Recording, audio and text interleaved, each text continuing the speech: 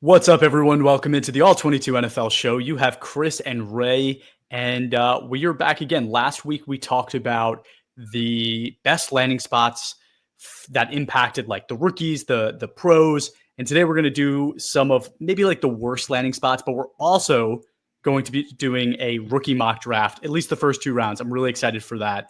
But Ray, I have a funny story for you, buddy. So I went out to dinner on Friday for it was a 40th birthday party for a cousin. It was also like a little bit of a Mother's Day celebration, and went to this really great Italian restaurant, but it was far. It was like an hour away. So I was driving for the family, right? Had my wife and my kid in the car. Didn't want to drink. So I was being very responsible, but my Uncle Tony was on at the dinner. Uncle Tony. Yes. Tony Macaroni. Tony Macaroni was at the dinner, and Uncle Tony was ordering food. He ordered appetizers. He's got stuffed clams. He got some peppers. He got mozzarella. He had it all, right? And then dinner comes out. He got sides of pasta for everybody. He's like, you got a chicken dish. He's like, get a side of pasta with that, right? Tony Macaroni. So we're eating the pasta. We're having a good time. I probably ate like 20 pounds of carbs. So I was feeling fine, right? I could tell. But thanks, appreciate you. But the whole time I was trying not to drink, right? Because I'm trying to be responsible, trying to be a good dad. But with 20 pounds of carbs in me, I didn't feel like if I had one drink, it would kill me. Uncle Tony Spumoni decides to order Sambuca for everybody at the table. And I don't know if you've ever had Sambuca. I have a million times, right? And typically, it's like a little after dinner drink. It tastes like licorice. It's mostly sweet. Black or white? It was white. It was white. And they had like the little coffee beans in it. And it was great. I have never had such strong Sambuca in my entire life. And like, again, my wife's like, yeah, you could have one drink. You'll be fine. You could still drive home. Oh, no. She wasn't drinking, but I had the one glass, and I'm not a lightweight. Like I am a lightweight, but I can have like 5 beers before I'm like feeling it. Right. Like I can do that. Like I'm not 2 beers and dead. Right. That one glass of Sambuca, I was like, I'm sorry, honey. Like I can't drive home. Like, and it wasn't even because I was like drunk, but it was also like, I smelled like gasoline. Right. So I couldn't be on the road smelling like gasoline with my kid in the car, wife in the car. So I don't know if you all have like an Uncle Tony Macaroni at home, but if he offers you Sambuca in Westchester County, say no. All right. You have to stand up to crazy Uncle Tony. You just have to. Because otherwise. Yeah, I didn't do it. Yeah. He'll walk all over you. Tell me the name of the restaurant after the pod. Let me know in case I've been there or want to go there. Because there's a few that are, yeah, that have Uncle Tony's there. Mm-hmm. So that was my fun story. Hope you had a good Mother's Day weekend. I hope everybody's families. I hope you all treated your moms and wives if you have kids at home. I hope you treated them well. Let's jump into it, Ray. Why don't you lead us off? Tell us who you have at the top of your list of maybe a situation or a draft situation that didn't work out the way you wanted it to, and maybe you're a little bit more down on the players. Yeah, draft losers. What a bright way to start the podcast. Now that we're all carb loaded and full of Sambuca. So the biggest draft loser I have, or at least the player who's on notice following the draft, is a name that I talk about quite a bit on this show and we're pretty well familiar with. It's Trevon Diggs, the cornerback for the Cowboys. So we know by now Trevon Diggs, right, showed a lot of flashes in 2022, made a lot of plays, interceptions, was really poised to take a big step in 2023 after signing a new contract extension with the Cowboys, and started out really hot out of the gate. In the first 2 games of the season, he was the 6th ranked corner in the league, grade-wise, with an interception, 2 pass breakups, and only gave up 2 completions on 8 targets for 26 yards. So it's not just the playmaking ability, but he was sort of working his way into a more consistent cover player on the whole. Then he tore his ACL in practice. It's been downhill ever since, leading into week 3, 2023. There were some questions around how he attacked his rehab coming back from that injury. He came back last year in 2024 after Deron Bland then took the Cowboys in the league by storm with his historic season in 2023. And Diggs was clearly still adjusting coming back from that injury before yet again suffering another season-ending knee injury late in 2024.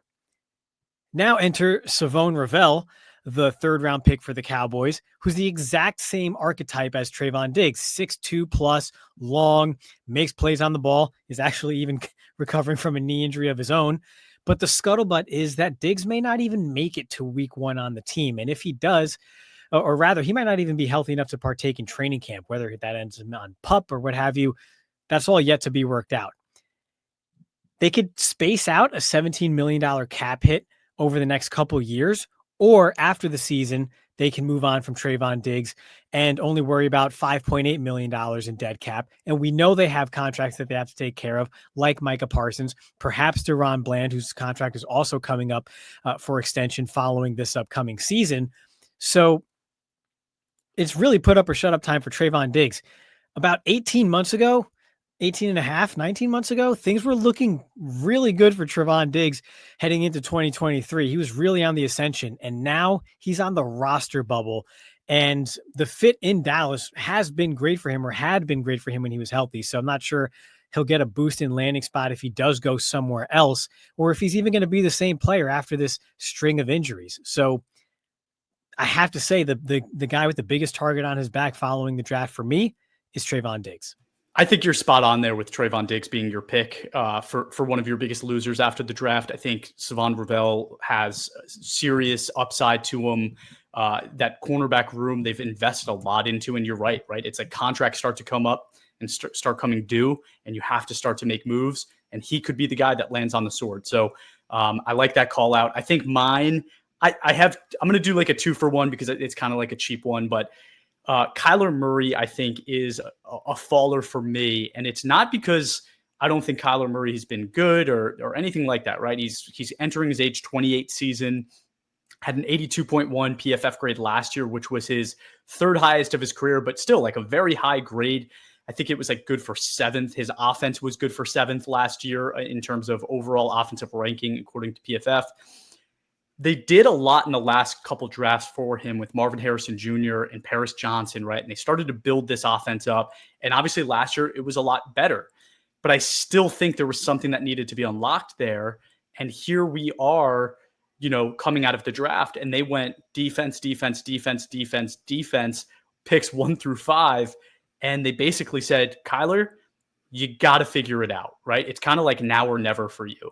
And I think while like there's some validity to that, and I get why they would do that, I think, Marvin Harrison needs some weapons next to him so that they can fully unlock Marvin Harrison Jr. And I think that would also help Kyler Murray not have to necessarily force the ball to him. And Marvin Harrison, I'll give him a lot of props. He never once came out and was like, I need to be getting the ball more, right? So props to him for that and being a team player. But I think like you want to create an offense around Marvin Harrison Jr. And I think the best way to do that is if they had added a wide receiver too. I will also say there was a lot of conversation. Do they draft another tackle, right? Do they start building this offensive lineup for the future so that it's really a stable unit for Kyler Murray's career? But again, I think they're kind of saying we haven't been good for so long, right? They're still picking like top 15 or 16. It's about time, right? Like they need to start winning football games. So they build the defense. But I really felt that Kyler could have used another weapon or two or an offensive lineman or two, right? To start to really just like have that offense be a finished product. And we talk about it all the time. We want teams to find their identity, right? And I think the Arizona Cardinals struggle still to this day to do that. And if they had gone offense one more draft, I think they would have gotten there. But it leads me to my next point where I said it's kind of like a little bit cheapskate double. That's why I was so worried about Cam Ward, right? So Cam Ward gets drafted first overall by the Titans. And I think everybody, there's a reason they were picking out 1. That team was rough. They've invested in recent drafts, right? J.C. Latham, Peter Skoronski in the offensive line, Lloyd Cushenberry at center in free agency. Like they've done a lot on the offensive line, but it's still not a good offensive line in the NFL today, right? Besides that, you look at the weapons that Cam Ward has, and it's basically they have like a Calvin Ridley, who's like kind of like a good wide receiver 2, acting as a wide receiver 1. And you say to yourself, I know this isn't the best wide receiver draft, but like if you draft a quarterback number 1 overall, you have to do everything in your power to make the situation better for him. They went edge rusher round 2. They went safety round 3. Then they went receiver Chamiri Dyke, I think is his name, in round 4. And he's not somebody I watched film on. I'm going to be completely honest. Like he might end up being great and I don't know it yet. But a guy that in most of the rankings I saw was not on the list of guys that warranted me watching their film pre-draft. then Gunnar Helm in the fourth round later on. So they go back-to-back offense in the fourth round, and then actually again in the fourth round with Elik Iomaner. They went offense, in my opinion, way too late when you draft a rookie quarterback. Like, you need to get support for that guy so that he has a chance in hell to survive the first couple of years of his career, so that you actually see a light at the end of the tunnel, right? Like, you see a situation where your team can start winning. You see your quarterback starting to get into rhythm, right? They didn't really do that for me, right? I get a lot of people liked Elik Iomaner. I know people liked Gunnar Helm. They weren't guys that I was super high on. I like Iomaner in the fourth round. I think that's a good spot for him.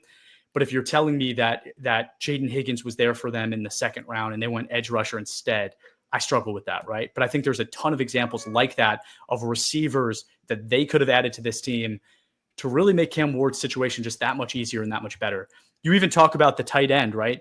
Elijah Arroyo, who he played with in Miami. Like, I think that would have been a nice like sign of good faith if you were going to draft a tight end in this draft anyway, to get that guy, right? To get that guy for him.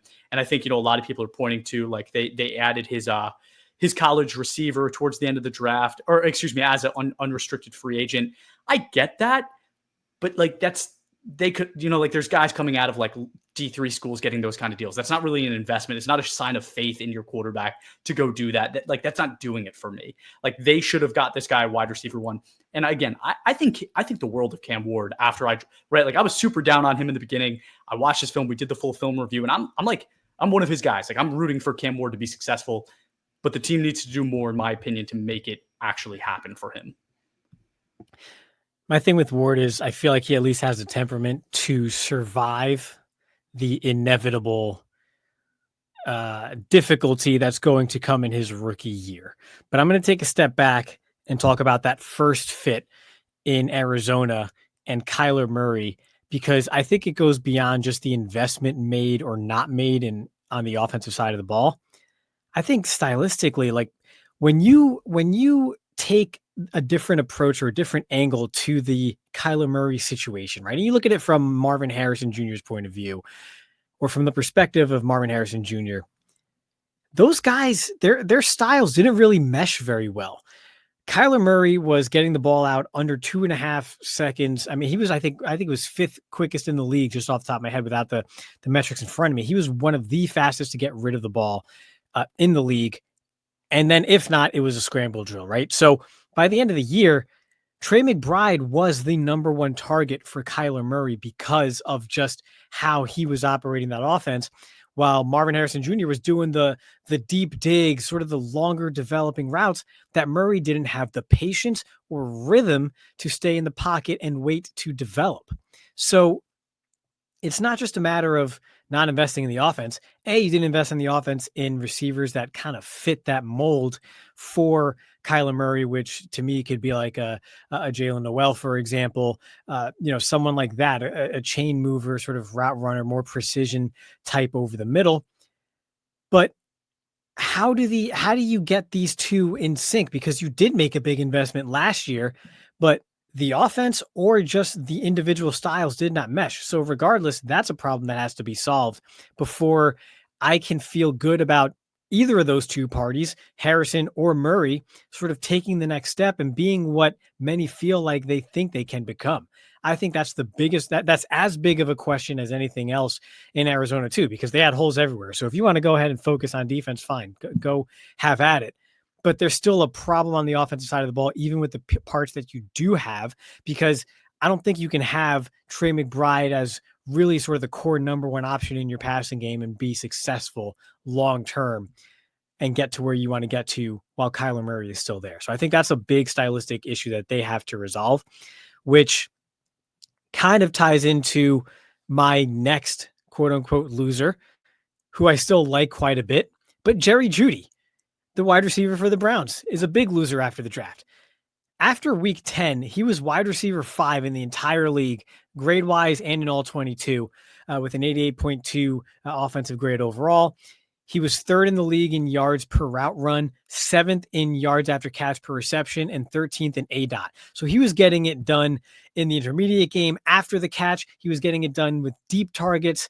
I mean, he was just getting it done every which way at receiver for the Browns with just a freaking merry-go-round at quarterback, right? So he didn't have a good situation. He still produced. But then the Browns went defense with Mason Graham, Carson Schwessinger. They took 2 running backs, a backup tight end, and then 2 quarterbacks in Dylan Gabriel and Shedeur Sanders. So how does that help? So no Cam Ward, no Jackson Dart, at the back of the first or whatever, like some kind of suggested they might do, who does have the arm talent to make some of those big time throws downfield that Jeudy showed he could get open with during the Jameis Winston weeks and so forth. Maybe Kirk Cousins down the line, but if you leave with no Ward, no Dart, no Kirk, what's the plan? I mean, is it Joe? I mean, at this point, to me, I would prefer Joe Flacco over any of the rookies or Kenny Pickett in Cleveland. So the quarterback situation is just a murky mess. And that limits his opportunity for those high-flying sort of weekly takeover games that he did have down the stretch last season. Because you could say what you want about guys like Jameis Winston, he'll give a wide receiver an opportunity to put up a big game that could win you your week. I'm not sure he has that with Flacco or any of these names here. So to me, I still think Jerry Jeudy is undervalued and is probably still a buy because people just are not putting the respect on his name that he deserves at this point.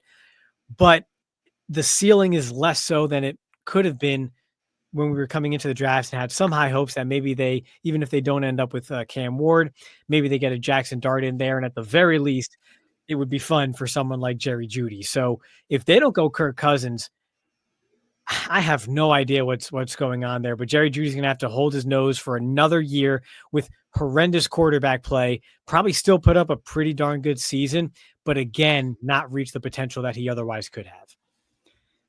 I see, like, here's the thing, right? Like the Browns. Whenever I praise Jerry Jeudy, you hate it. So go ahead. Just go ahead. Go ahead. I'm definitely not going to praise Jerry Jeudy, but if I told you they got Shedeur at 2-2 or whatever the heck pick they had, 2-1 they had, right? I think you'd be sitting here going like, oh, it's awesome. They got Shedeur for Jeudy. And I understand the reason maybe you're not saying that is because where they invested in Shedeur might indicate that he's not going to be the starting quarterback there, right? And like he doesn't really have a leg up on anybody else. So I kind of get that. But the Browns have been a good drafting team, right? And like that's kind of the part that's so like hard to fathom is like they invest in such crazy ways in talent, right? And like Deshaun Watson, they make those moves. They're always the team that does that. But I like them trading and getting an extra first-round pick next year. I like Mason Graham. I like Carson Schwessinger. I like Quinshon Judkins. Like, I like the players they got. Harold Fenton Jr., like, I understand, like, it's another tight end in a crowded tight end room. But he's a really good football player, and they got him in the 3rd round. So, like, I like the players they took. And I think what they're thinking is, okay, we now have 2 first-round picks next year. We're going to suck this year, right? Like, it's going to be bad.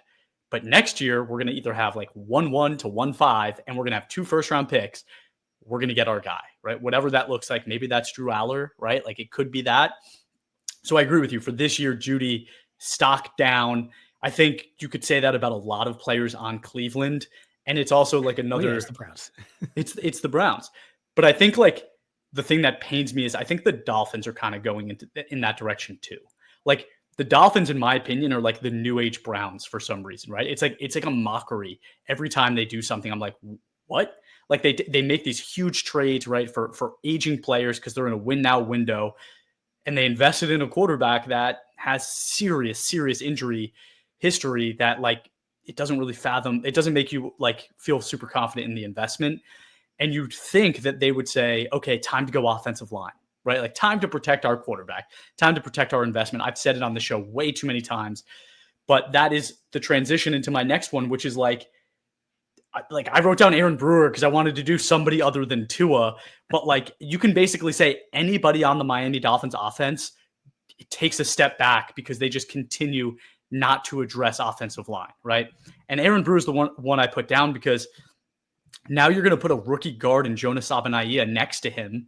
And it's not a player that like I liked him. Like we watched his film, right? And I think I remember saying to you, right? Like this is a guy that played tackle at Arizona, but probably should have been or should be considered a guard in the NFL. I think he's probably got like late day 2, early day 3 kind of stuff. Like, right. Like maybe a 4th round pick kind of guy. And they took him 2-5. Like, they took him super early. Like, they believe in this guy. And that's a draft after they took Patrick Paul super early, right? Now, those are 2 starters on this offensive line, and I just can't fathom how you feel comfortable having any part of that Miami offense. So I'm going to say Aaron Brewer just for the sake of this exercise. I think A-Chain is a loser because of this. I think Tyreek Hill's a loser. I think Jalen Waddle's a loser. And I think if Tua couldn't lose anymore, Tua is also a loser here. So I'm just super worried about anybody on the Miami offense. Patrick Paul's a winner, right? He gets to play. He gets to actually be on the field. Like, he's like, who's next to him? Look at that. Yeah. Who's next to him? Yeah. Who's next to him is the loser, whoever that is. So yeah, we've talked enough about Patrick Paul and our thoughts on that. So blessings and well wishes to whoever Patrick Paul is currently protecting, which as of right now is Tua. So my last this has been a phenomenally just optimistic segment here. I'm so glad we're doing this. I just feel so great. But I'm going to go back to the cornerback position and highlight Julius Brents, the cornerback for the Colts. 6'3", 195 pounds, long cornerback, drafted at pick 44 in the 2023 NFL draft. So first half of the second round, entering year 3. In 2024, he did start much of his rookie year in 2023. And then in 2024, he started in week 1, but suffered a knee injury, which caused him to miss every single game except for week 18. So he missed the entire season, but came back for week 18 and played 6 total snaps. Now, this offseason, the Colts signed Charvarius Ward. They still have Kenny Moore II, and Jalen Jones was a starter all season last year in that same 6'2 plus mold as JuJu Brents. So those two were kind of battling it out for that corner spot. And then obviously with the injury, Brents falls behind. Jalen Jones steps into that starting role. But what's more is the Colts then drafted Justin Wally in the 3rd round of this draft, the cornerback from Minnesota. So he's safe and on the roster too. So in less than 12 months, in a span of 8 months, Julius Brents went from a promising young starter on a defensive secondary that had some pretty talented pieces entering his prime to now, through a combination of injury, free agency, and the draft, he's competing for just a spot on the roster yet again. And who knows where that ends up. So again, once you kind of lose that edge in your quote unquote, damaged goods, you have that injury history. And if you're cut the final week of training camp or what have you, final week of the preseason, it's just hard to latch on and catch a groove and get into a rhythm. So he's either buried on the depth chart in Indianapolis, most likely, right, barring injury elsewhere, or having to find a new landing spot on short notice. And this is someone that a lot of people invested in their rookie drafts or perhaps late in startups in all 22. Again, this was pick 44 in the 2023 draft. This isn't someone who's lingered around for 4 years and never made a dent into anything. He started a lot of games and has good draft capital, but the timing of just all the moves and investments by the Colts and his injury just couldn't be any worse. So JuJu Brents, big time stock down coming out of the draft and really the offseason as a whole for the 2025 season. Oof, that is a really hard one to stomach. And that's a good one to call out. I wasn't even thinking that way. But I actually went DB with my last one too. And it's the 2 safeties for the 49ers. And they're guys I feel bad for at this point, right? It's Jair Brown, Malik Mustafa. I think we're the 2 that I will be the starters going forward with some of the guys leaving there. And and the reason being is it's not because they didn't add defensive players. They actually did, right? They went CJ West, they went Alfred Collins, they went Michael Williams with their first 3 picks, I think, or 3 of the first 4, I should say. But none of them are really pass rushers, right? They're more run stuffer kind of guys. I don't think Michael Williams showed that he can get after the passer consistently. They obviously lost Dre Greenlaw, the linebacker. Hufanga's gone, right? So now these guys need to step up and play. And one of the things I was really expecting here is the 49ers to go, we need to add some corners, right? I don't know who's playing corner for the 49ers going forward, right? Trey Brown from Seattle, they added in free agency. They drafted Upton Stout from Western Kentucky in the 3rd round, right? Cool. It's awesome. The toppers, baby. Diamondre Lenore. Diamondre. Just give me like a signal. If you have a pronunciation, you just want to like tag me in. Yeah. Lenore, the corner. D. Lenore, the nickelback, is going to be starting for them. Renardo Green. I worry about that defensive back group, right? And all those corners, like to your point with Patrick Paul, like those corners are getting a chance, right, to play and make a name for themselves and to earn their keep.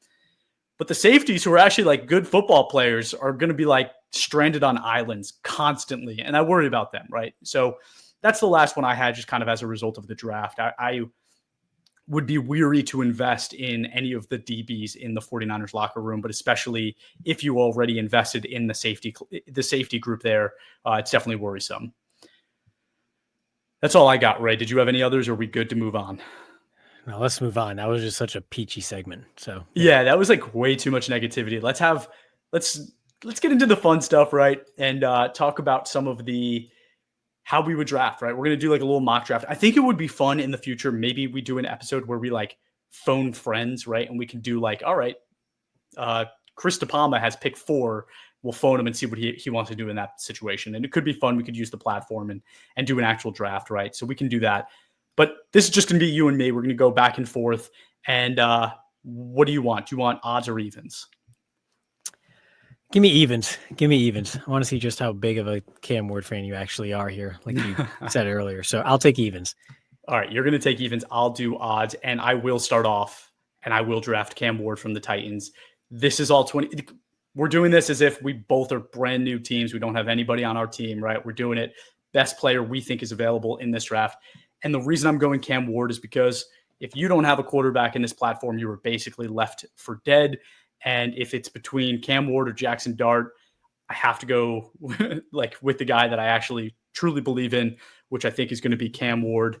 I'm going to take him with the first pick and just pray that in the next couple of years, they start to invest in him, right? And they start doing it, right? So pick 1 is going to be Cam Ward. You are on the clock with pick 2. Yeah, so I like the format of this being kind of need agnostic, right? It's basically best player available while taking into account position value. So for me, I still think this is a pretty easy choice. Travis Hunter, wide receiver. Liam Cohen has experience with Mike Evans and Chris Godwin, both getting fed and performing very highly out in Tampa. Now he brings that to Jacksonville. Travis Hunter, receiver, also going to probably play some defense quite a bit, but there's clearly a plan in place for these guys. And I think wide receiver is the second highest position value now in the entire platform, given how the NFL is valuing and paying these players now. So yeah, to me, it's an easy choice. There's probably 2 generational talents on the board here. Generational, I'll just say every 5 years. Travis Hunter, probably longer than that. So I'm going to go with the one at the position of greater value, who can also stand on his own as the best non-position player in this, or the best non-quarterback in this class. So I'll take Travis Hunter too. You called it, right? So like receiver has gone into the second most valuable position, and Travis Hunter being, in your opinion, I guess, the best receiver in this draft, you take him there. So I think it kind of raises the concern now with me at pick 3, where I say to myself, is it Teteroa McMillan, or do I have to trust my guns and go with the guy that I think is truly the next best player, or, might even be better than some of the players we already took, but Abdul Carter? So I think if I am on the clock with pick 3 and I go quarterback at pick 1 and I have pick 3 and I go edge at pick 3, Abdul Carter's got to be my pick. It just has to be. Abdul Carter gets picked by the Giants. I like that they have a little bit of a rotation now as well at edge. So like we talked about, he's a guy that only played 1 full season at edge rusher, dealt with some injuries as well during that 1 season at edge. And I worry a little bit that if he was thrown to the Wolves there and asked to be basically all they have at edge, would he really be able to make it, right? But I think if you say, okay, they have Brian Burns, they have Kayvon Thibodeau, they have those guys at edge, he's going to be in that group, right? He's going to be the best one in that group, but he's going to be in that group. And then, oh, by the way, they have Dexter Lawrence and they just invested in Darius Alexander as well. I like that a lot, right? That edge, that defensive interior, that edge group, when you start to put it together and build that front, it gives me a lot of trust in what Abdul Carter can become. So I think it's a pretty easy pick at the end of the day over Tet McMillan. So I'm going to hand it back to you. You were on the clock at pick 4, and hopefully you didn't drink any Sambuca, so you're like clear-headed now and can make like a nice pick here. Yeah, there's a big drop off after those top 3. Or actually, you know what? I'll say there's a drop off. But I'll go ahead and take Mason Graham at 4. So skipping the 4th overall pick in the draft, but I'll go ahead and take Mason Graham. Goes to Cleveland. It's not the deepest or strongest front, but he is not going to be the headliner on that defensive front. And again, his floor is so damn high on its own. I seem to think his ceiling is still higher than you do, but this is a darn good football player. You know, at the very least, what you're going to get. He's not going to really hurt you in any down weeks at the defensive interior. And it's still a pretty darn important position, top 4 or 5 in value in the entire platform. And they're pretty hard to find. I think there's a few good ones in this class overall. Mason Graham is still the number 1 guy here. So I'm going to go ahead and take him. I think that would have been my pick too. I just am so enamored with him going across from Myles Garrett or next to Myles Garrett. Like that duo, again, we talked about how when you watch his film in college, you kind of say some of it's underwhelming, and it's because he was double teamed so much. You don't really see the impact every single play. It's like, oh, wait, what if Myles Garrett is the one getting double teamed every single play and Mason Graham's all on his own and can make an impact, right? And show what he can be. I actually love that. I think he's going to have a phenomenal season next year in Cleveland. It's what we just talked about earlier. Like I did think they had a good draft, and I think Mason Graham's a big part of that. I am on the clock now at 5. This is definitely, I think, even where it gets tougher. I think Mason Graham kind of deserves to be in that top 4. I think after that, I start to kind of go, I don't know, right? Like I understand Will Campbell was, I think, the 4th overall pick. Ashton Genty was pretty early as well. I don't think I could go those guys over some of the more valuable positions and guys that I just have a little bit more faith in. I think I'm going Tet McMillan here at number 5. Again, it's a receiver. It's the second most valuable position in the game currently. We do need to update the weights pretty soon because contracts are kind of in, so those weights will be updated pretty soon. But Tet McMillan just offers a lot as like what will be the number 1 receiver for the Panthers. He's got great length. He's got great route running skills. I think he's sneaky fast. Like he's not a super explosive guy, but for some reason he just got open over and over and over again. And I like that about him. I just like what he could become at the next level. I like what that team is doing. I think they invested really well in their analytics department. Eric Eager is there from PFF, and I think they're doing a lot with that, and which is why coming out of this draft, I was like, that didn't look like a typical Panthers draft. Like that was pretty good. And I think that has a lot to do with it. So I'm going to go Tet McMillan and hope that front office is starting to do the right things again. If it's good for PFF, you would think it's good for all 22, given the connection there. So I like that. I'm going to go offensive tackle, but I'm going to go Armand Membou.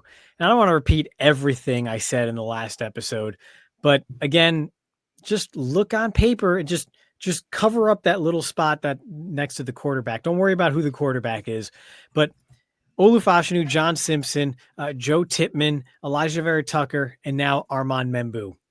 That's a fantastically talented young offensive line on paper. I think the oldest one there is John Simpson at 27 years old.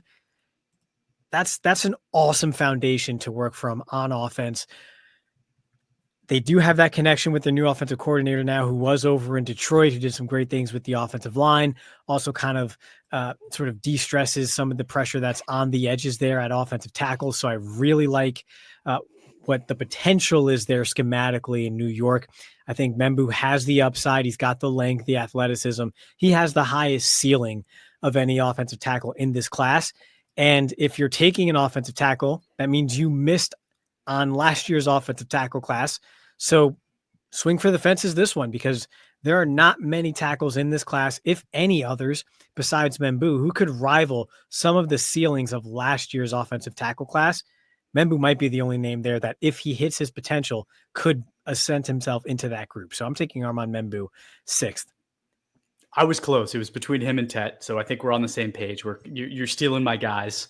I love what he can be for the Jets. the only kind of concern I have, actually, I guess there's two, right? It's like, I don't love when an offensive line is just full of young bodies. Like, I like the bodies they've added, and typically those are all guys I'd want, but you do need a bit of experience in there. And that offense is definitely lacking experience at this point, right? So I do worry about that a little bit.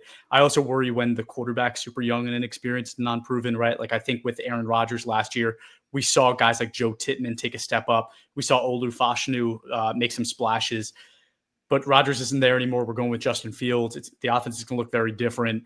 And I hope Justin Fields can kind of add to what those guys were doing, right? And like continue the progress of that offensive line and continue to make it better. So like the pick, but definitely some concerns. And that's kind of where the concerns start to really begin for me. If I am on the clock now at what is this, pick 7, it starts getting hard, right? It starts getting pretty tough. If I really am trusting my list, I'm starting to dip into those kind of like less than valuable positions. Do I trust my list and do that? Or do I say the value of some of the other players is just too good? I'm gonna trust my list, man. That's what I'm here for, right? I'm just being honest. Trusting my list. I'm not saying everybody else out there should be doing this, but for me at pick 7, I'm going Tyler Warren. And I'm going Tyler Warren because I think he's the best player available on the board right now, regardless of position. And like I said, right, if you're choosing between him and Ashton Genty or Will Campbell, in my opinion, there's a chance that Genty lasts 8 years. There's a chance that Will Campbell doesn't make it as a tackle and ends up being a guard, which is a less than ideal position, right, weight-wise. And if that's happening, to me, Tyler Warren could be playing in the NFL for 15 years, right? And I want the 15-year starter. And I don't say that lightly because I am the guy that says you're only drafting for the next 3 years. In reality, like guys in the NFL don't typically make it that far where you can just trust that they're going to be there that long, right? But I think Tyler Warren is one of those players that is so special to me that he's going to have a long career that's going to look great. And we're going to look back on it in some point and go, man, I can't believe I passed on him for Will Campbell, who ends up playing guard, right? Or some of the other players, right? Ashton Genty, who, was a flash in the pan, did really great for a little while, but, the career could be half as long, if not less. So I have to go Tyler Warren. I have to trust my gut there. And you were going to be on the clock with pick number 8. So I had a decision to make and you took it off my hands. So we always consider positional value in all 22, right? That's what makes us actually the most realistic GM-like platform in the game because these positions matter. You don't take a running back first overall in a startup draft. You take a quarterback, most likely franchise quarterback's most important. But there's also the implication, or rather the impact of supply and demand. And there are not many great tight ends in the NFL. And so you just took Tyler Warren, and we're going to go back to back. I'm going to take Colston Loveland. He's in a phenomenal situation. He's got Ben Johnson there, who has a plan for him. He's the new Sam Laporta, the new young Sam Laporta. And there's a massive drop off after these two names at this position. So you likely don't have a great tight end because there's only like really 6 in the league, if that. So go ahead and get one here. The position is scarce. Is it the most valuable? No, but you still get yourself an advantage if at those scarce positions, you have one of the top guys. Colston Loveland, they're going to lean into what he does best as a receiver down the field, and they're going to scheme him open. Ben Johnson's got a great plan for him. So 21 years old, we're going to double up there, take the last remaining great tight end, probably over the next couple of years, I'd say. I didn't see that coming, and I like the pick. And, again, it's those two players are going to be talked about for the next 10 years because it's just going to be compared, right? The Bears passed on Tyler Warren. Colston Loveland was picked above him. And I think we both like Tyler Warren in the pre-draft process more than Colston Loveland. But like you said, like you're trusting Ben Johnson, you're trusting that offense, what that offense can become with a guy like Colston Loveland. So I love that pick. And I am on the clock at pick 9. And it gets hard because I can trust my board again. I just really have a hard time going running back, especially with how deep this running back draft was this early. I like some of the landing spots the other guys were in as well. So I think this is my first deviation from my board, and it's only one spot. I'm going to go Will Campbell here, the tackle that ended up with the Patriots. And again, I don't necessarily know if he's going to end up being a a tackle long term. I think he can end up getting moved inside, but I think the investment that they made in him is just too massive for them not to at least give him a chance. And if he doesn't work out, it's really an egg on all of their faces, and something that will probably mean that several of the guys on that offense are failing, right? Including their young quarterback, which is what cannot happen for them. So I think they put enough in this player that they needed to work out where I start to feel a little bit comfortable about it. And I'm going to take that chance at pick 9, right? This is a guy that was picked 4th overall. I'm going to take him at 9, and it's still, at least right now, a valuable position. Yeah, that's the success or failure of Campbell has huge implications for so many important players to a lot of people. He almost has to hit, and I'm kind of rooting for him, man. Everything post-draft, you really like Will Campbell, the guy. So I'm going to stick at that position. Perhaps it's the first deviation from sort of the consensus board that's at least published, but we're getting kind of thin here. So I'm going to go ahead and take Joshua Simmons. This pick 10, I'm going to go ahead and take who I feel is the best remaining tackle on the board.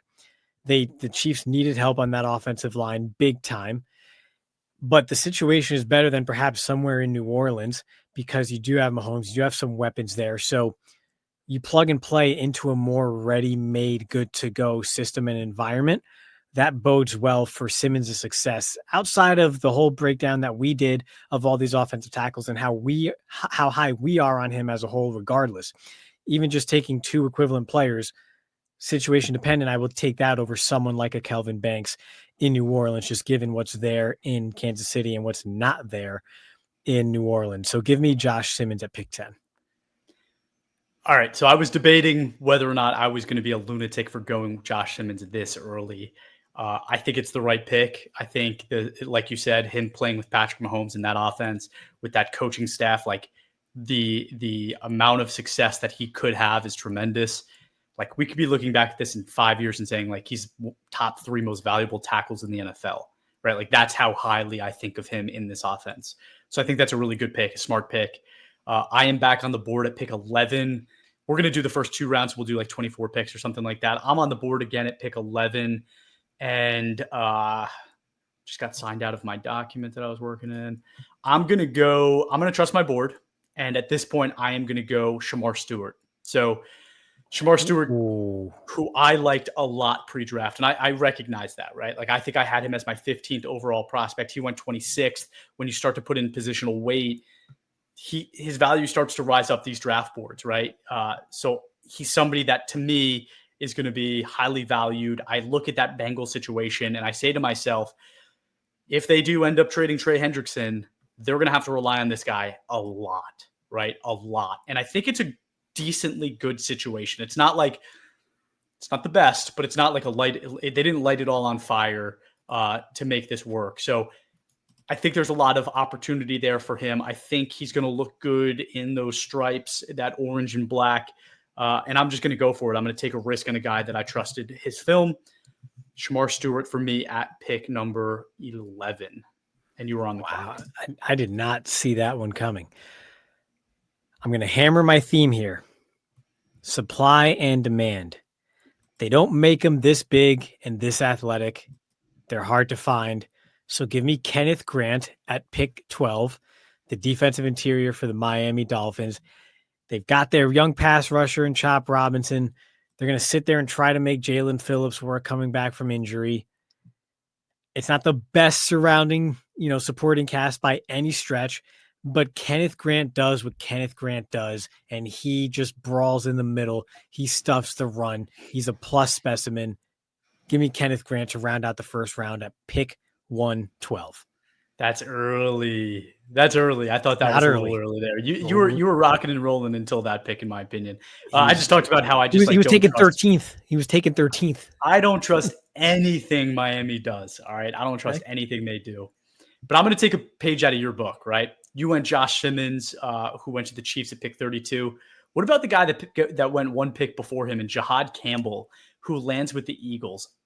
I talked about it all pre-draft process. He was my 6th overall prospect in this draft. I think he is an elite talent at the linebacker position. He ends up going again. I think it was 31st overall. When I put it in my equation, right, I have him at 14th on the draft board. But again, I'm going over some of the other positions that maybe have a little bit less value. I love this football player, right? And I love what he can do in that Eagles defense. You're telling me that you're going to put Jalen Carter in front of him. You're going to put him next to Zach Bond. Like it's just going to be tremendous opportunity for him. I feel totally comfortable right here going linebacker. And I know Bobby would say you never go linebacker in all 22. Just pick him up in free agency. Zach Bond came out of nowhere last year. When I see it, and I invest in it, and I trust my process. And typically I'm decent at it at linebacker. And I think Jahad Campbell's my next guy. So my thing then. It's week to week, it's matchup dependent. So you're telling me Jahad Campbell is an every week no-brainer starter, no matter what or who they're going against. That's what you're saying. Maybe not in year one, but I think he is the type of player that gets there. Right. And I think that's rare at linebacker. There's only so many linebackers that can do that. To me, he's one of them. If he holds up physically, I would tend to agree. He has the shot to get there.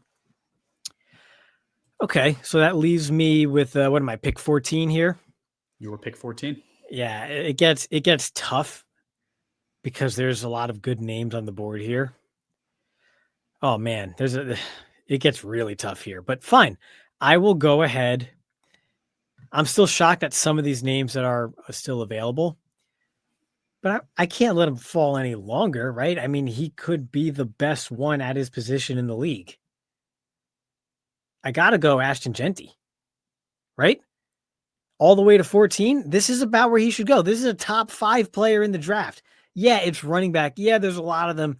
Yeah, position value. Yeah, they might not last the longest, but he's a top 5 player. I'm getting him at pick 14. I can't let him slide any further.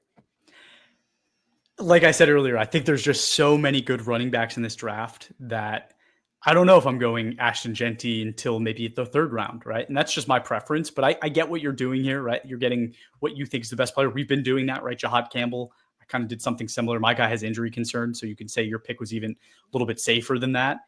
But there are still a lot of good players on the board here. And I'm going to trust my board, right? I'm going to trust my board, and I'm going to go with another maybe less valuable position. I'm going Donovan Jackson. All right. Donovan Jackson here. I understand. Again, it's a guard. He was my 12th highest ranked player pre-draft. He went in the 20s. I don't have it in front of me. 24. He went 24 to the Vikings, right? I talked about how they redid that offensive line to perfection. I love the moves they made on that offensive line. And you're telling me that they, instead of trading back when they basically had no picks, right? Instead of getting value and trading back and getting multiple picks, they said, no. We need to stay here and take this guy because he's that special. I just love the process, right? I love the process for Donovan Jackson. I love the landing spot. I love everything about it. I trust that offense. I trust the coach. I think he's going to be such a good player in the NFL. And again, I'm at the point in this draft where I'm saying to myself, I need to get the guys that I think are just going to be the best football players. You did that with Jeanty. I get that. I have even more faith in the thin position like guard with Donovan Jackson. Well, I was debating Jeanty or one of these 2 guards, and I went Jeanty. You took one of the 2 guards. So I'm going to take the other one here in Tyler Booker. So the guard taken at 12 to Dallas. You know how you just know Dallas's history with drafting offensive linemen early. Anyhow, they know what they're doing. Brian Schottenheimer has a vision, has a philosophy for this offense. They want to get back to what they were doing about 8 or so years ago with that offensive line. You have Tyler Smith at 1 guard. You have now Tyler Booker at the other guard. You have Cooper Beebe at center. That's a heck of an interior. You have Terrence Steele, the veteran right tackle, flanking Tyler Booker there. So a nice environment for a rookie to land into and start his career. He's a power player, a mover. The fit is seamless. So to me, there's a big teardrop after these 2 guards at the position. And again, supply and demand. There still aren't that many great guards in the league. So if you can get a young one with a lot of upside and some plus traits, go ahead and pull the trigger. So that's what I'm doing here at pick 16 with Tyler Booker. I like the pick. And for all the reasons I just said, right? Tyler Booker, when I did my pre-draft, I had him at 30. So he fell down my rankings a little bit more than Tyler Booker did, even though Tyler Booker got picked significantly later than him, right? But that's the Cowboys. That's what they do. They trust their board. They go and do it. And people are zigging, they're zagging. I get that. Yeah, people were saying the same thing about Tyler Smith, and now he's an all-pro. So Yeah, I agree with you. I think it's a great record. landing spot. For audio only listeners, and everybody actually, just like and subscribe, right? If you're watching on YouTube, hit that like button, hit that subscribe button, give us a follow, right? Do all those things. It would be really helpful, right? It allows us to keep doing this. But I want to just recap the draft board really quick. We did 16 picks so far. Cam Ward went first to me. Ray took Travis Hunter second. Abdul Carter went third. Mason Graham went fourth. Tet McMillan at 5. Armand Membu at 6. Tyler Warren at 7. Colston Loveland at 8. Will Campbell at 9. Josh Simmons at 10 to Ray. I took Shamar Stewart at 11. Ray took Kenneth Grant at 12. I took Jahad Campbell at 13. Ray, you got Ashton Genty at 14.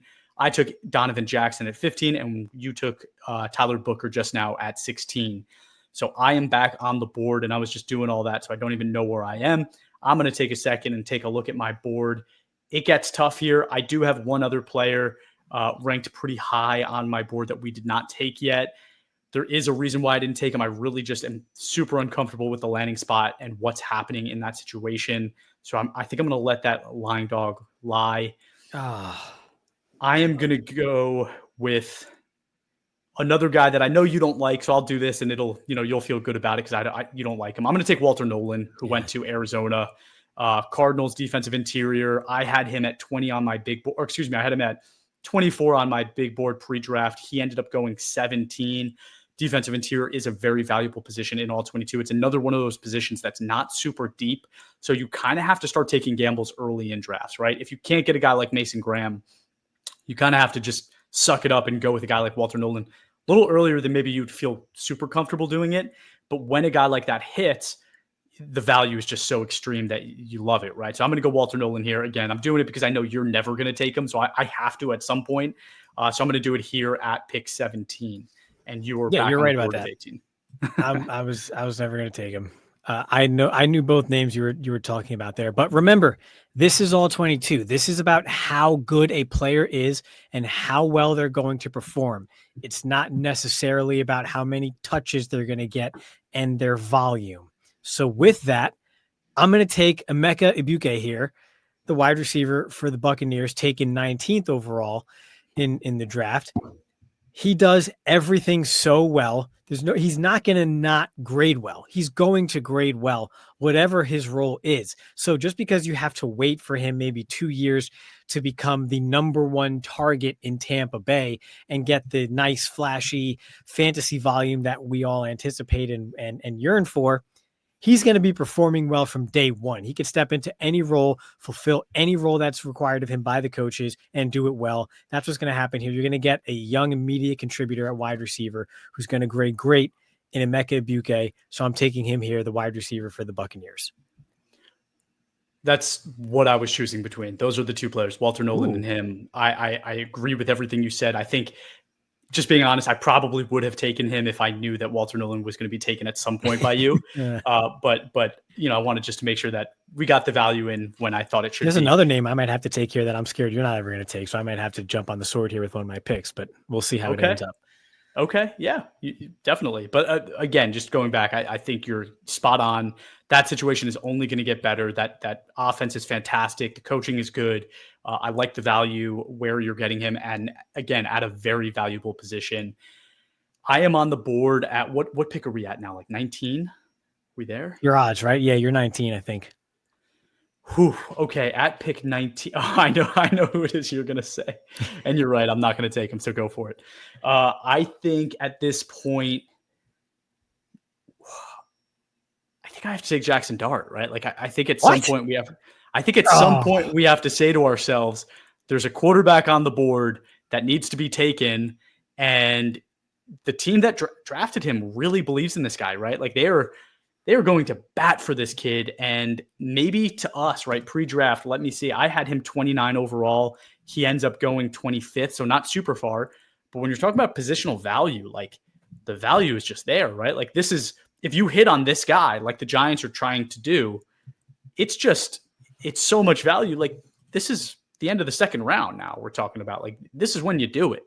So I'm going to take Jackson Dart. I'm going to feel good about it. You can cuss all you want, tell me I'm an idiot, but it's going to be Jackson Dart. And Ray, our listeners know I can't spell, so if there's a spelling error on the screen, just call it out, all right, so that I don't look like an idiot for 8 more picks. Armand Membu, I apologize, buddy. Your name is now corrected. You're going to talk about not looking like an idiot after you just took Jackson Dart, pick 19. Heck of a timing there. So you're the one with the theory about, or not even the theory, the research and the insights about quarterbacks whose head coaches then get fired early in their career. And you're taking Jackson Dart here at pick 19. These are premium picks. I agree. First 2 rounds, top 20. I agree. But I think if we were doing this, like you were drafting a team and I was drafting a team, right? I just took 2 quarterbacks. I wouldn't do that. And also like, I get it. But if we're doing like a team is going to draft Jackson Dart within the first 2 rounds of our draft, that is a guarantee. And honestly, I think in most drafts, he's going to go in the top 12. So people need to be prepared, and I'm preparing them. You're living in a freaking fantasy, dude. I'm preparing these people, and you're living in a fantasy. I'm just trying to, prevent them from, submitting their ticket to board the Titanic. But sure, you do you. Speaking of the Titanic, I'm going to go ahead here, and I'm going to pull the trigger and take Kelvin Banks Jr., the tackle who was taken 9th overall to the New Orleans Saints. Yes, the Saints are a mess. They're an absolute mess, but he's talented enough to go right around here. Of the remaining names here, this is about where his talent will lend him. So regardless of the quarterback issues and carousel behind him, it's probably going to be a rough go for a year or 2, but it's possible that talent eventually rises, right? The cream rises to the top there, and he becomes a serviceable top 20, top 25 tackle in the NFL. That's a decent OT2 for someone in all 22, or a very valuable OT3 that's going to get snaps and starts for your team at some point, given just the natural attrition that we see in the NFL and in all 22. So I can't let Kelvin Banks fall out of the top 2 rounds here. I think he would go right about here. So whether he ends up at guard, which would be his more natural spot, which then to me still fulfills my whole supply and demand argument there, where there's not many good ones, and I think he's best there. So then fine, you got yourself a great guard. Or he sticks at tackle, and he's a pretty good tackle that maybe just, you need a couple of years for that situation to develop around him. I think a 21-year-old talented kid like this at a position on the offensive line, let's just say, whether it's tackle or guard, I'm going to take him here and let the chips fall where they may. It's an awesome pick, and that's what I was talking about. I just couldn't do it. The situation just gives me so much pause. Derek Carr retired this weekend. We didn't talk about that, right? Like Derek Carr just retired. So they're either starting a rookie quarterback that I have major concerns with. They're starting a 5th round pick quarterback from last year, whenever they took him, Spencer Rattler, like that didn't look good, right? Or they're starting Jake Haener, who I actually like, but hasn't really shown us any reason to like him in the pros. It's concerning. I think the receiving core is super concerning, right? It's getting old. The roster's getting old. The coach just kind of has a little bit of arrogance to him that I'm not super big fan of. I don't know if you feel that way too. But it's just not for me. And I think this is a guy that I'm going to pass on and is likely going to fall in a lot of all 22 drafts, right? He was the 8th overall pick. Am I saying that right? 9th overall pick. And you just got him at what, 20? So we each have 2 picks left. I'm going to make sure these count. It gets really hard here. I think we took a lot of the players that I like am pushing forward for. I'm going to go Matthew Golden. Goes 23 overall to the Packers. He was my 18th overall prospect. So I think this is exactly where that value lies. Again, receiver, super valuable position. I think when it comes to the Packers, the reason I had him, I guess, technically falling a little bit here is just the Packers don't necessarily use receivers like other teams do, right? Like they don't care about your attitude. They don't care about your personality. They don't care if you want the ball. They're going to spread it out as much as they want to. And your draft pedigree means nothing to them. Matthew Golden, to me, is a guy that is a decent route runner, has good speed, can separate. I just don't know how different he is than the players that we have on the roster today, right? Like I think if we were going to do what we did in this draft, it needed to be an aggressive trade up for a Ted McMillan. It needed to be a trade down and maybe grabbing a Jaden Higgins, like a big-bodied guy. But instead we go with Golden, who There's shades of Jaden Reed in there. There's shades of Romeo Dobbs in there. There's shades of Dontavius or Wicks. I don't know how to say his first name. Sorry. Like those guys, I just worry that there's too much similarity there for me to like think Golden's going to step in and just be so much better than everybody else. So it's fine. I'm gonna take him at 21. I think this is where I start to take that risk, and you're going to be on the clock with pick 22.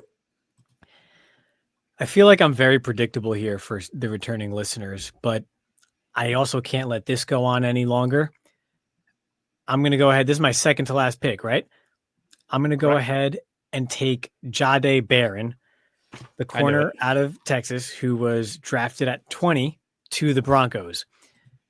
The only slander I'll listen to is that he's not a prototype player. Okay. He's not the prototype. He's small. Maybe he's not the fastest, whatever. Okay. That's great. The Broncos have Pat Surtain II to go ahead and take the prototype, the thoroughbred number one receiver and shadow them around, every single snap on every Sunday. So Jeudy Barron, who does everything else really well, is freed up to do everything else really well. So it's a perfect compliment to him. He's not going to be asked to do more than he's capable of doing. He's going to be able to roam. He could be a nickel. He could be a versatile dime piece. He could do it all. Cover in the slot. He can even cover tight ends. He could do it all. He could be a ball hawk here, not have to worry about the number one assignment week in and week out. He's going to grade phenomenally. He graded phenomenally his senior year, and that's going to continue here as well. So I'm going to go ahead and take Jeudy Barron here. I love having him across from Pat Surtain so that, again, he's not asked to do too much here. He's not going to be really targeted in certain, just overall physical mismatches as if he's going up against Mike Evans or something like that. That's not what they're going to let happen in Denver. So yeah, by all means, I'm going to go ahead and take Jeudy Barron here and consider it an absolute steal.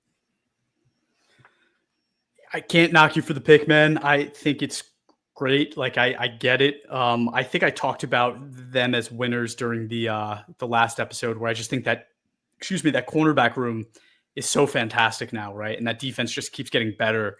So I love it, right? And to your point, right? Like maybe he's not the prototype, but I think it offers something very different that can be successful in its own right? Where he doesn't need to be the prototype. So I actually really like that pick. This is my last pick, and there's a ton of different ways I could go, and I'm struggling a little bit, right? Because there's guys I like all over the place here. I'm gonna name some of them. I'm gonna name the one I'm gonna pick last, but I think Luther Burden is a guy that I've put my hat in the ring for consistently. I would love to take him here. I just don't really feel great about going receiver twice, right? I want to add something different for content purposes, but I love Luther Burden. I love his landing spot. I really like Jalen Walker in his landing spot there, where they really needed that edge rusher with speed. They go him and James Pierce. I think both of those guys offer tremendous value. I'm just going to name maybe one or two more that I like the landing spot. Like I said, Jaden Higgins, I think that landing spot is so good for a receiver that they needed that kind of big-bodied playmaker there, and they went and got him. I think that's great value. I love Benjamin Morrison's landing spot. It's just another guy that like I would be considering here.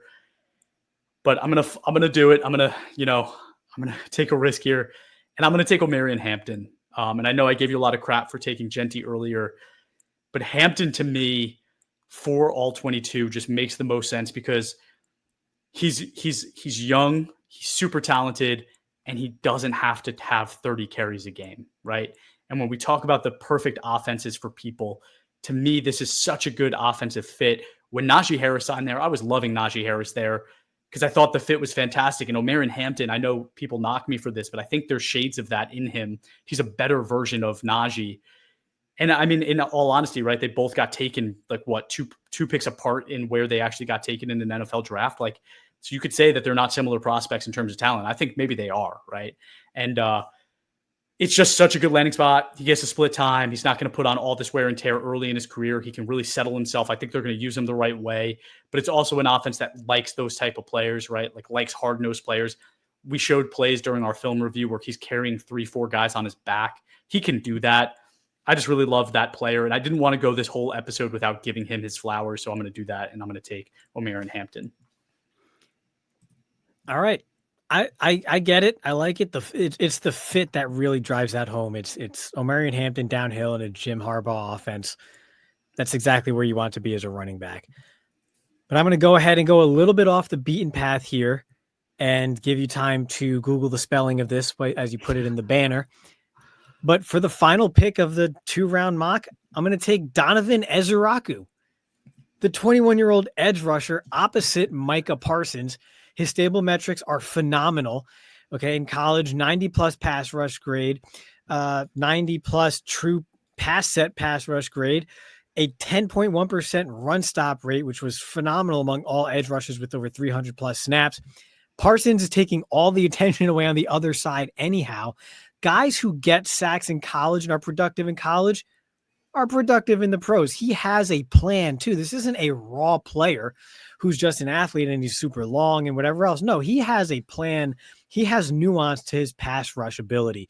So he's going to be, even if he starts out as a pass rush specialist, that's fine. You know how cool it is to be a pass rush specialist opposite Micah Parsons there, when you could be a pass rush specialist that still has to deal with just one-on-one matchups while the line is sliding to the opposite side of the field from you. It doesn't get much better than that. So, I mean, the profile is fit to just to the T of a player who's going to be asked to do what he does best and not much else, and not take on too much wear and tear. So I think this is the first non-first round NFL player being taken here in this mock. And to me, the fit couldn't be better. So Donovan Ezuraku, that's how we're closing the 2-round mock at pick 24, the edge rusher to the Cowboys. Wow. All right, people, tell us what we did right. Tell us what we did wrong. Who would you have taken in our place, right? And again, if you're interested, maybe leave a comment and maybe we'll get you on the podcast, right? We'll let you do a guest pick when we do that episode, right? I think that'd be a lot of fun to have people making picks for us. Maybe we'll do a live and we'll have people vote on picks. I think that would be fun too. A lot of cool things we can do throughout this offseason to just continue to get people involved and do some fun things like this. So everybody, again, thank you so much for tuning in. If you haven't yet, please give us a follow on Instagram, Facebook, TikTok, and X at all22_PFF, and give us a review wherever you watch or listen to your podcast, and have a great rest of your day.